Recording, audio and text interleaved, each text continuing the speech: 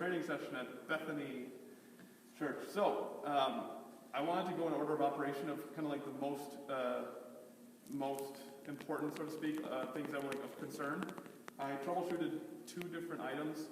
One of those items was why the live stream had zero to little sound this past Sunday, as well as why the handheld microphones have been crackling or popping so much. I'll talk about the microphones first, since I just did that now. So these channels on these AKG microphones are at 1, 4, 3. There's 8 channels total. When the microphones were off, transmitting no signal, these were still showing, these little RF OK, were showing that there was signal coming through, and it was like lighting them up. When there's a green light, that means the signal's on. So usually when you turn on the microphone, that means there's signal. These will turn on. Now, when the microphones were off and I showed up, I saw that the signals were blinking, and it was causing crazy crackling, and it was actually visually spiking on the board on those microphone channels. What I did was I actually had the microphones off, the handhelds, and I started to span through the different channels, just like this. You push through there, and I was spanning through them, and look at that right there. See that number 2? That's a bad channel because there's radio frequency interference. That's why it's blinking like that.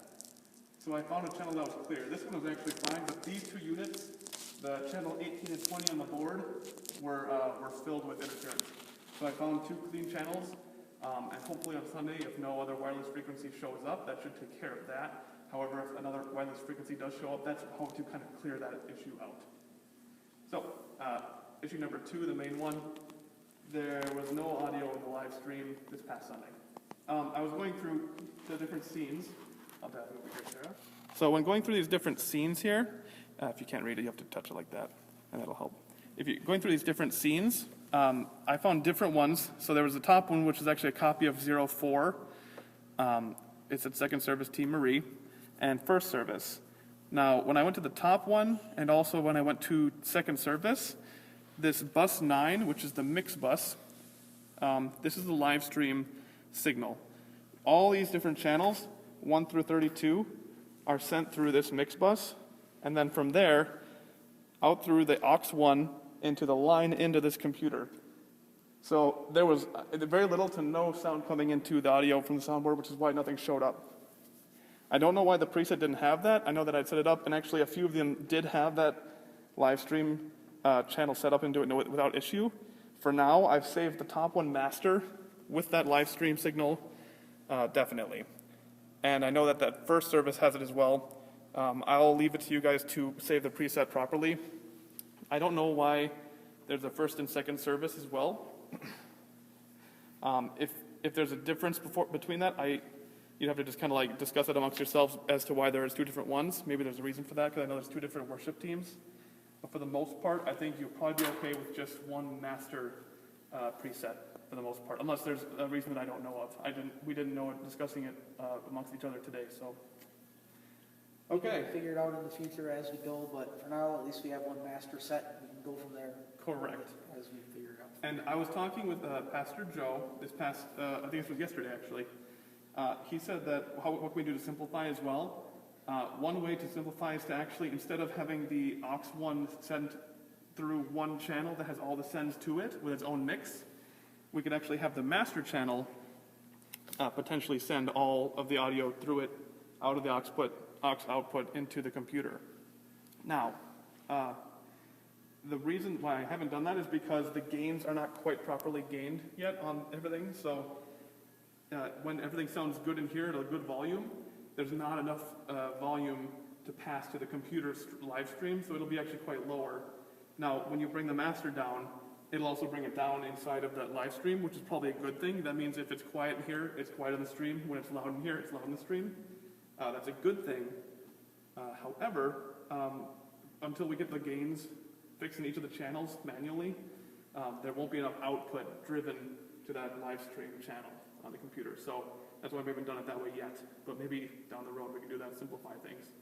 And that will also produce a result that will allow for a person to realize that there's nothing wrong or that there is something wrong. You know, if the soundboard has no sound, then the live stream has no sound, and vice versa. So down the road, hopefully we can do that though. What's another issue that you guys might normally have? Oh, let's see, got the mics fixed with this, it's basically just camera focus and making sure we don't cut off part of the stage when we do. Okay. But hopefully we've got it with these scenes. Yes. For the most part.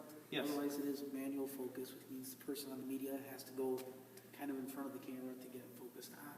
Yes, one thing that you can do with if the focus gets off kilter, I know you guys have this handy dandy remote here, sometimes just zooming in and out just gently a little bit will sort the out of focus automatically into the point that is like priority.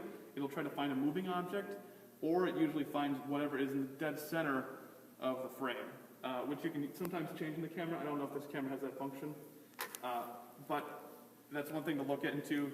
Just try that out. It's kind of per camera, so you can zoom in this way. That way you're not having to run over there. But aiming for the to have the subject that's moving in the middle of the frame is important for that automatic zoom. Unless you want to lock it, which you probably could do, locking the manual zoom, unless it boots up and changes the manual It's actually zoom. with the remote, you gotta kind of get in front of it, otherwise it doesn't work. Okay, well, there you go. That's just Yeah. little things to work on with that too. But So that's hopefully, like I said, with these scenes, which is why we kind of have them set up, hopefully it, like I said, it zooms in on just the stage itself, hopefully it gets everything else focused in. yep. I also, if I gotta come over this way too, Sarah. I set up a new scene source inside of OBS, which right now we have the main camera. Could you quick turn the camera on for me? Actually, just open up that little flap. Sure. That way we can kind of show you in real time. So when the camera's here and the slide's in the corner, that's a general live stream. That's one of the functions of the scenes. I added a second monitor only. And what that means and what that does is, so let's just say we wanted to have a YouTube video like we did on like this past Sunday. There was a Pat story, I believe, that that was in there. Let's go to that quickly.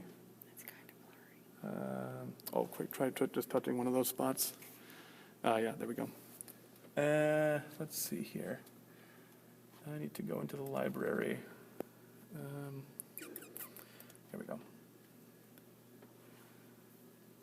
I'm just going to go right to that exact video because I feel like it makes it applicable. Here we go, Pat story. So, you can actually take that video on YouTube, right? Move it over to that monitor. You can full screen it, play it, and then back in OBS, you'll see that it's actually showing not fully full screen, just because it's a 4:3 window inside of a 16:9 widescreen. But this is, for all intents and purposes, this will be more full than doing this, because that's a lot smaller, obviously. If you wanted to adjust it for a widescreen video, you could always adjust the window and expand it so that it's actually truly full screen. I'll let you guys, mess with that or not, based on how comfortable you are with it. So, but for now, I figure this is the safest bet until you upgrade to a widescreen monitor for the second monitor. Okay. So that takes care of some of the more recent adjustments that we made. We can quick put a pause on that video for now, and then we'll go to the next.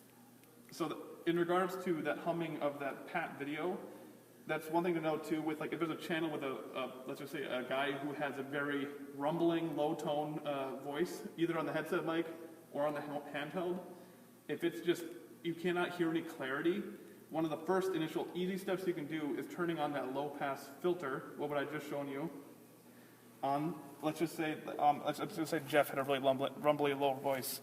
You would select the channel in the top, and then you would go from that selected channel back over to here.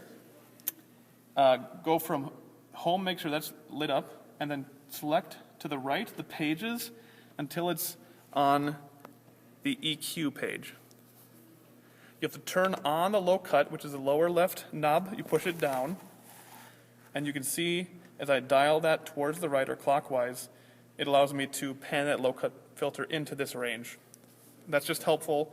Obviously, a clean, straight signal would be ideal, but for a room like this, I can turn that low cut on and off very simply.